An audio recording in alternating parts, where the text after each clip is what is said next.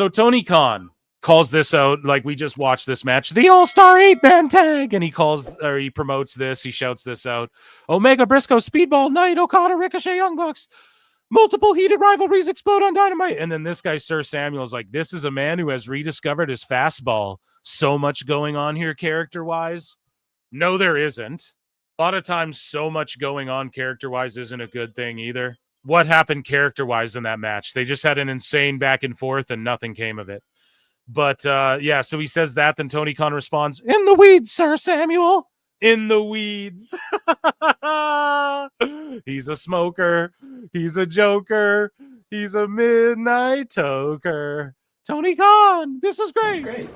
He gets his Ichi Nissan da. Everybody. But so speaking of in his bag and in the weeds, so we take a look at this. Triple H's thoughts post, read the replies to this. So let's take a look. We'll probably get Don Stevens here, but here's a clip from Dynamite. What like Matthew Jackson, where they have a chicken fight. Now things just breaking down here.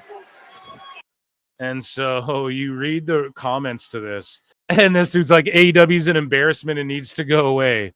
This guy goes, and these all get like likes. I'm embarrassed for all AEW fans. Embarrassing. What in the chicken jockey is this? Where the best wrestle? I feel like this is available on xnxx.com. Oh my God. You what? Dude. Literally turning into an episode of the Three Stooges. Oh my God. They have a pool chicken fight or what? Bad creative. AEW is ass. This is complete. It looks like amateur hour at a local indie promotion, and they let the retarded kids in the ring play. That's not very fair. That's a PWT David Dexter. So stupid. What the is this? And then one guy, bunch of negative Nancys in the comments. This is so PG era. What the first off AEW, but I enjoyed that it made me laugh, but I would have put a twist on it. Should have ended in stereo poison ranas. You fucking mark! It should have ended in poison ranas. Haha, these indie organizations get worse and worse by the year. Remember, kids, this isn't sports entertainment. Apparently it's sports. This guy says, this spot is better than anything that happened at Mania 41. And everyone crying in the replies knows it. Has me blocked already. This guy's got me pre-blocked. And this is how the bubble paradox happens, right? Because you see clearly everyone is ratioing this, right? Like the general consensus is this is ass, even under AEW's own shit. However, this chill TCU guy, he has 25 likes and 4 replies, right? So in his bubble, in his world, but he has 2.1K views, right?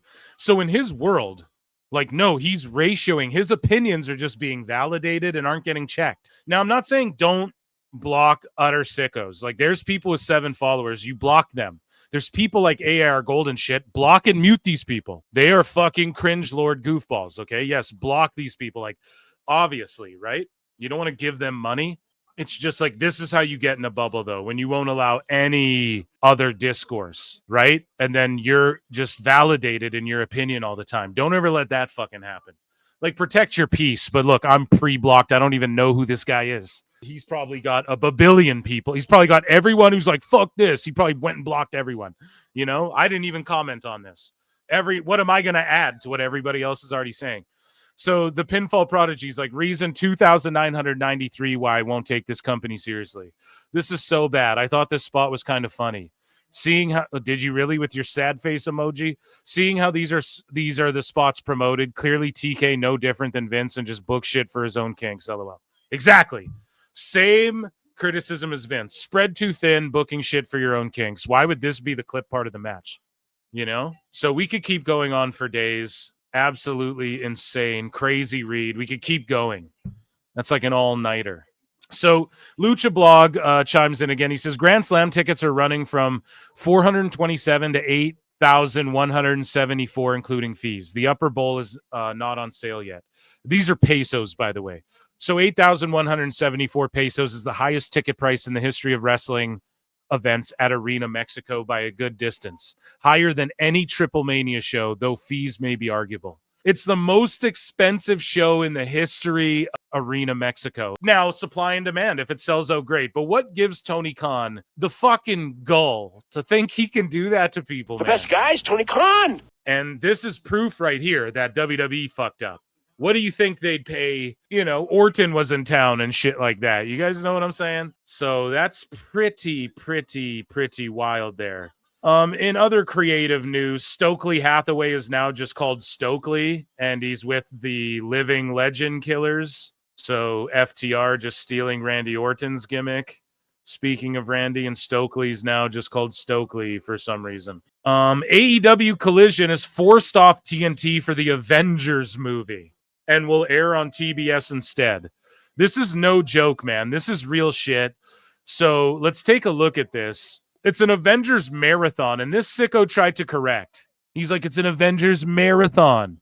Bruv, they're playing Infinity War Endgame, and then Infinity War and Endgame.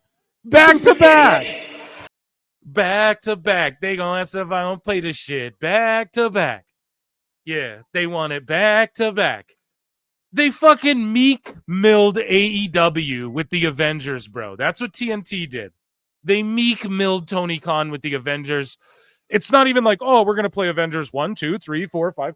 They're playing Avengers Infinity War Endgame, and then right after they're playing Infinity War, then Endgame again, instead of fucking Collision, bro. And yet these folks are taking victory laps about this, about that.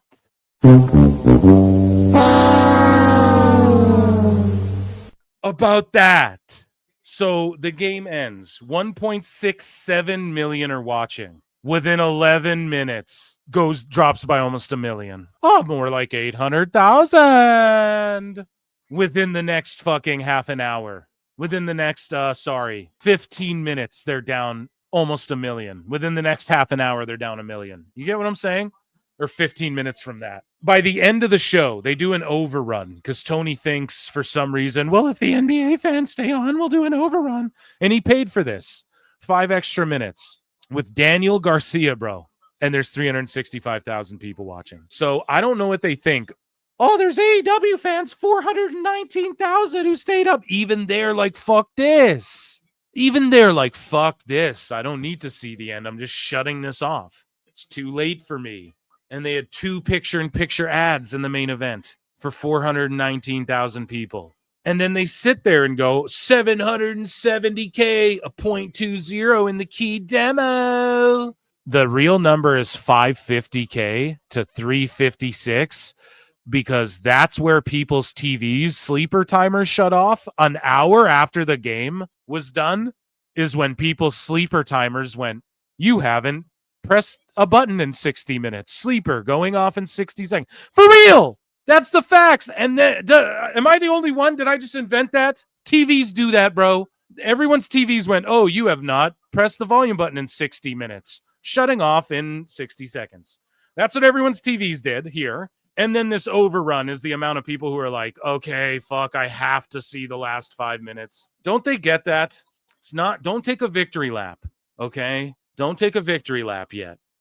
Or when you take the victory lap, go, dude, the huge lead in. I hope that it led to a bunch of more eyeballs on this product. And then you don't turn fans off, other real fans off. For the love of God, for the love of holy God, okay? Let's check out this chart here as well. I'm not a numbers guy, but WrestleGraph says it has been 7 months since AEW Dynamite exceeded 700K viewers. In that stretch, the gap between AEW and Collision. So this is right before that Collision surpassed 700K on average.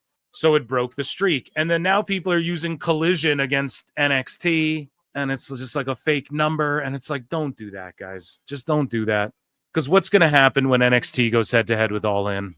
And they prove that NXT's streaming numbers like blew AEW's out of the water or something, dude. It's going to be fucking crazy. They're not going to know what to do or say. But yeah, this graph here essentially showing that, yeah, they've just been down, and like their pay-per-views have been down, and you could attribute some of that to, well, they're streaming now, but I don't think that has anything to do with it. Hulk Hogan names Toni Storm as his favorite AEW women's wrestler, brother. So they're asking him about AEW. He just has heard the name Toni Storm. I don't think he really knows. So Buddy Matthews gets asked if he'd want to go back to WWE and be with Rhea, his wife, and guess what his answer is, guys? Would you want to go back to WWE to be with her? Ooh, I think that's the big question. So I would love to do something with her.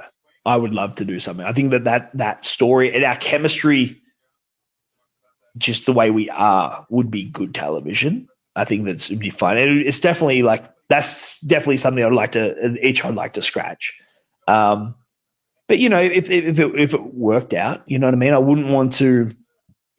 Like, the good thing about with her in WWE and me in AEW is that, and us both being in the business, is that I would never want, and I don't think I would ever get there. I'd never want to be like jealous or get jealous. Shout out Chris Van Vliet. Also, of her in her position. Like, I don't want to say, if she's a megastar, she's John Cena of women right now.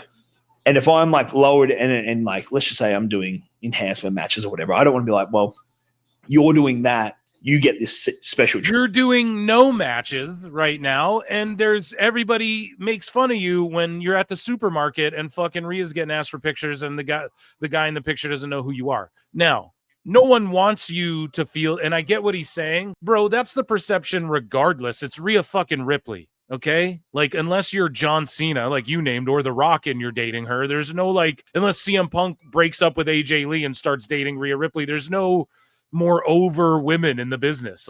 She's the number one in the world, the top name, so I mean, that's always going to happen. I wouldn't worry about that, but he is essentially saying he would go back to WWE to do that storyline. Continue along. Shout out Insight with Chris Van Vliet, Giga Chad. Treatment, and I get this, and then kind of resent her for the position. And not, like I said, I don't think it would ever happen, but I wouldn't even want that to even be an option. And then also, if something happens at work, I want her to be able to vent to me without me going, yeah, I know, but this is how you play that game, where I can kind of be that in the back seat going, yeah, I understand what you're talking about. You deserve whatever, or, you should do it like this or whatever, or just let her rant. And I can do the same to her. Yeah, no, that's good. I'm sure there's a lot of ranting you do to her. Like I said, I did this, and, we can talk about the positives, we talk about the negatives, what upsets us and all that. And it's just we're on the same team, but we're playing. It makes sense. Yeah, this is what happens at your workplace. Yeah. This is what happens at my workplace. Yeah, and we wouldn't really have to. It would never ever become a competition. Yeah, you wouldn't be commiserating if you're in the same company. Yeah. So that was definitely something that I thought about, at the start. But would I love to work with her eventually? Absolutely. I don't think there would be anyone in the wrestling industry from any company or any part of the world that wouldn't want to be, doing something with Rhea Ripley. Because whatever she touches turns to gold. So. Yeah. Yeah, it's crazy. She used to watch him as a fan, and then before, as she was. Would you want to go back to WWE as she was getting into the business, and she used to hate him, because he would heel in Australia and shit. And and then they ended up dating. It's pretty crazy. Getting married too. I think they're married now, or they're engaged at least. So again, Phil don't miss to wrap up AEW news here. Phil don't fucking miss. So Cope says it'll be time to call it a day on his in-ring career when he turns 53 at the end of his existing AEW contract. He turns 53 in October 2026. What did I tell you, mother? I said September. And I was like, and because of his injury, God forbid, he's frozen. And we were talking about, hey, if talent are looking at fucking their contracts, and they might be, God forbid, Edge is there until, so bickety boom, man. There it is. Don't miss. He turned, so I'm off by a month or whatever. Who knows if his deal's up on his birthday? It might go into the new year. It's saying at the end, of his existing contract when he's 53. So you got to assume it's might be September. September might be when his shit is up. So, and I just mathed that by being logical here, piecing this all together as we chronicle here at PWT. So again, soon, I told you, it's like 2-3 years or whatever he signed. And then that injury froze him probably for a long ass time, you know, like however long he was out there. I can't remember, but if you mathed it out, I was like, maybe like September next year or whatever the fuck. And yeah, that, ladies and gentlemen, was AEW news. Fucking the Exodus of 2025 continuing.